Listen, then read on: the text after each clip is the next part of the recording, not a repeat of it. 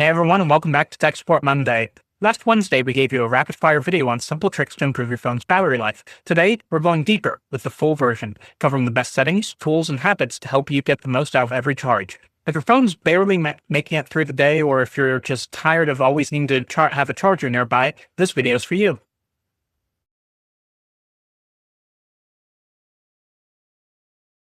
Let me start with a story. A few years ago, I took a trip to the beach. Great weather, perfect vibes, but I made the mistake of leaving my phone in the car while I was out enjoying the sun. The car was parked, windows up, and even though the phone was turned off, the heat inside the car got so intense that when I came back hours later, the phone felt like it had been baking in the oven. I waited for it to cool before turning it back on, but from that day forward, the battery was never the same. It drained faster, held less charge, and it didn't matter what I did, the damage was done. That experience taught me how fragile phone batteries can be. Since then, I've made it a priority to figure out how to protect and extend battery life, and that's what I'm sharing with you today.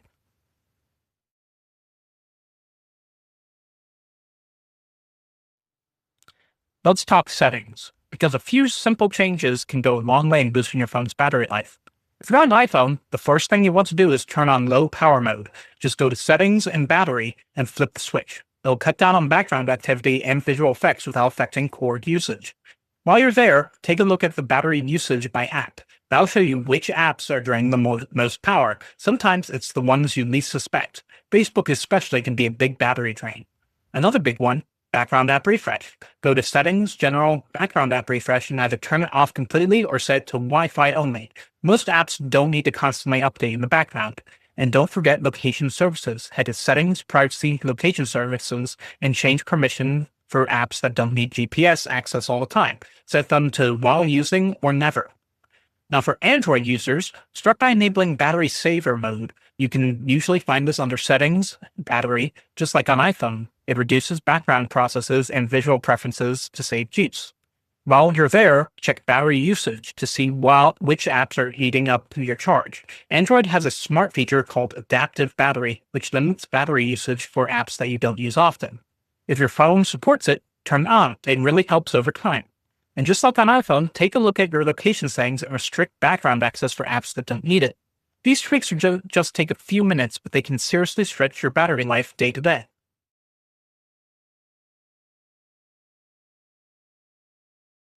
Next up, screen brightness. Your screen is usually the biggest power drain on your phone. If you have it on right, turn on auto brightness so that your phone adjusts based on your environment. Or if you prefer manual control, try setting it around 30 to 40% most of the time. Also, reduce your screen timeout. You don't need your phone staying on for 2 minutes after you've stopped using it. Drop it down to 30 seconds or 1 minute. And if your phone has dark mode, turn on OLED screens especially. It can reduce battery drain and is easier on your eyes.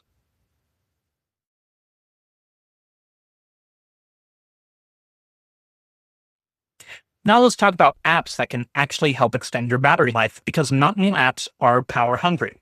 For Android, apps like AccuBattery are super helpful. It gives you detailed insights on your charging habits, battery health, and which apps are draining the most power. If you're rooted, Greenify is another great option. It puts unused apps into hibernation to save energy. For iPhone users, you're more limited, but the built-in battery section under settings is already pretty solid. If you're using a Mac too, an app called Coconut Battery can give you a deeper insight into your iPhone's battery health when it's plugged in. Just be careful. Some apps claim to boost battery life, but actually run in the background and drain it more. Stick to the ones that offer clear data and aren't loaded with ads.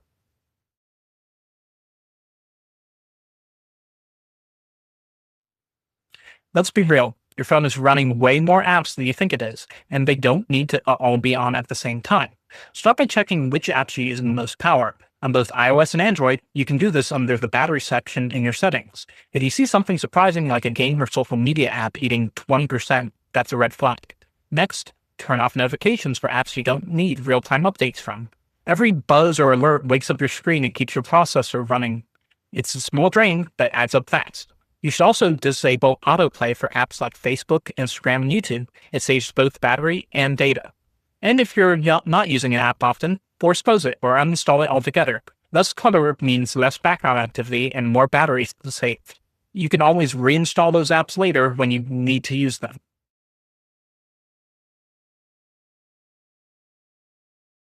Let's clear up a common myth: overcharging. Modern phones are designed to stop charging once they hit 100%, so technically you can't overcharge them in the traditional sense. That said, leaving your phone plugged in at 100% for long stretches, like overnight every night, can create heat and keep your battery under constant stress. It's not dangerous, but over time it can slightly degrade your battery health. If you want to be extra careful, unplug your phone once it's fully charged or use a smart plug with a timer.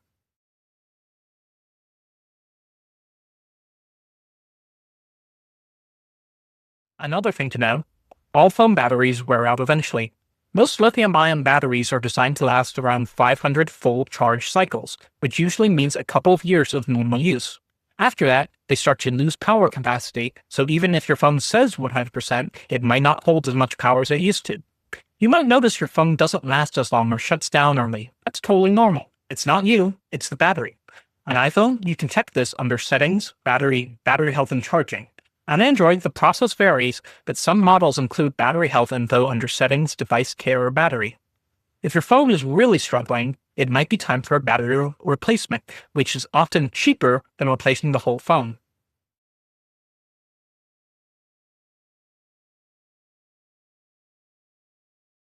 Let's talk about one of my favorite solutions, external battery packs, also known as power banks. These things have saved me more times than I can count.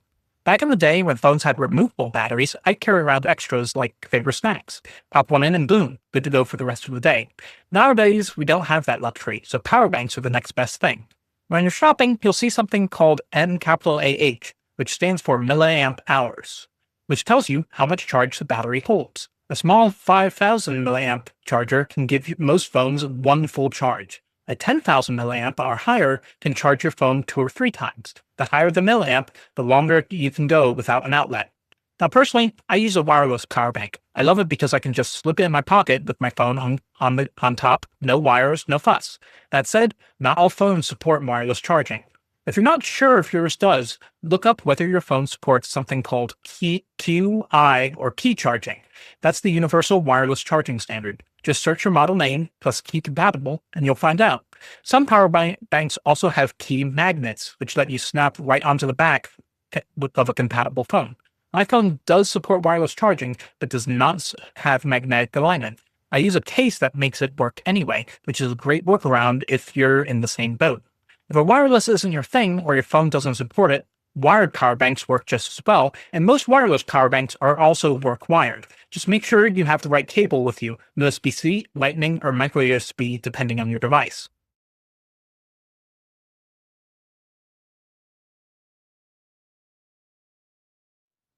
Before we wrap up, here's a few bonus battery saving habits to keep in mind.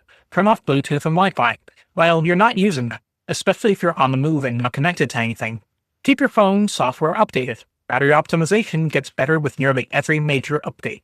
Avoid full discharges. Modern batteries prefer staying 20% and between 20% and 80%. Topping off regularly is better than draining to zero.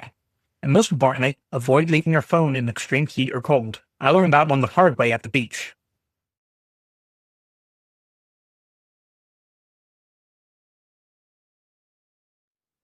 Great question, Jake. Surprisingly, no.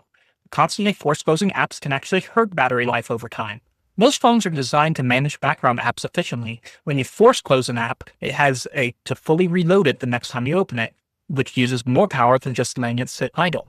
It's better to leave most apps alone unless they're acting up or you know they're draining battery in the background.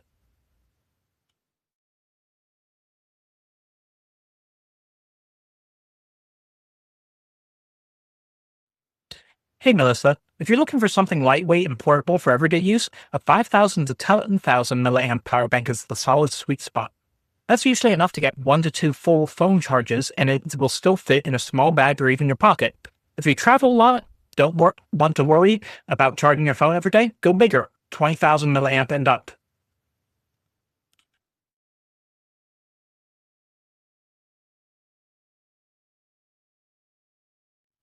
Great question, Tom. The easiest way is to Google your phone model plus wireless charging or key compatible. If your phone is a mid-range or flagship model from the last few years, there's a good chance it supports it. Also, if your phone has a glass back, that is often a clue. It's required for wireless charging. Plastic and metal backs usually don't support it.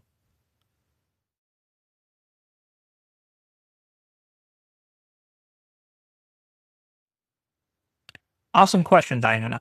Modern smartphones are pretty smart. They stop charging once they hit 100%, so leaving it plugged in overnight won't cause immediate damage. However, over long periods, it can slightly stress the battery. If you want to go the extra mile, consider unplugging around 80 to 90%, or use a smart plug or charger with scheduled power. But for most people, overnight charging is totally fine.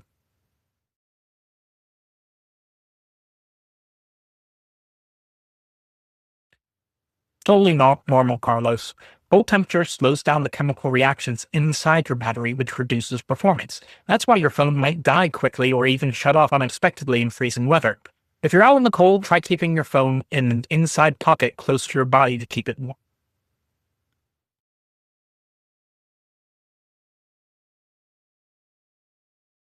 And that's it for today's Tech Support Monday. I hope these tips help you squeeze a little more life out of your phone's battery, because let's be honest, we all need our phones to last just a little bit longer.